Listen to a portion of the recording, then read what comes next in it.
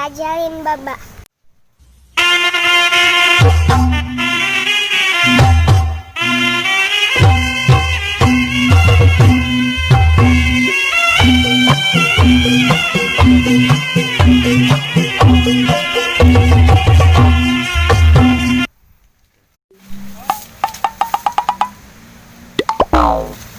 Dah, bocah gua lagi ngapain?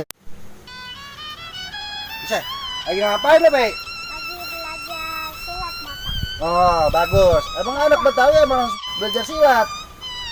Kalau bukan lo yang nerusin, siapa lagi? Gua udah tua, lo kudu punya silat.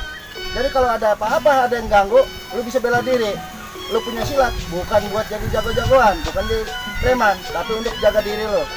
Gua pengen tahu kuda-kuda lo kalau emang lo lagi latihan silat. Coba pasang kuda-kuda. Gitu. Ini yang kuat nih, yang kencang. Ini. Nah. Ini. Kudu kencang, ya. Tangan, tunjukin ke musuh. Mata kudu ke depan. Coba lu pukul gua. Tak. Nah. Hup. Terus. Tak. Terus. Tak. Tak. Nah, set. Siap. Udah cukup, baik. Jadi anak Betawi itu emang harus bisa punya mainan, terutama budaya. Kalau bukan siapa lagi sama kita orang yang melestarikan budaya ini. Ya, ingat pesan Baba. Orang lain boleh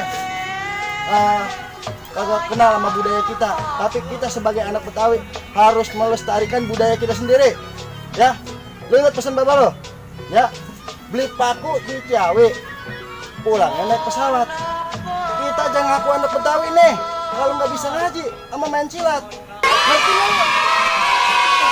Sama temen, Mbak.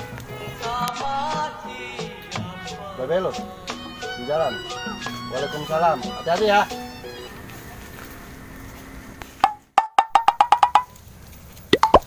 Aduh, bingung banget gue nih. Kerja dari PHK. Gimana ya cara biar dapat duit ya? Apa gua malah bocah aja yang lewat ya? Nah, ini sasaran empuk. Wah, siapa itu? Mau kemana lo, Tang? Mau ke sono, Bang. Lo kalau mau lewat sini, kudu bayar sama gua. Masalahnya wilayah gua. Jadi gua kudu bayar, Bang. Iya, lo kudu bayar ke gua. Saya nggak mau bayar, Bang. Kalau lo nggak mau bayar, mending lo berantem sama gua.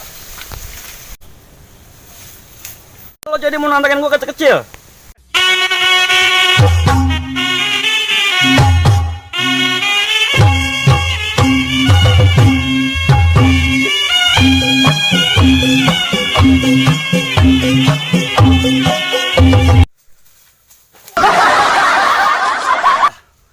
Gua kira orang Betawi yang bisa silat yang gede doang. Ternyata yang kecil juga bisa silat. Kabur ah!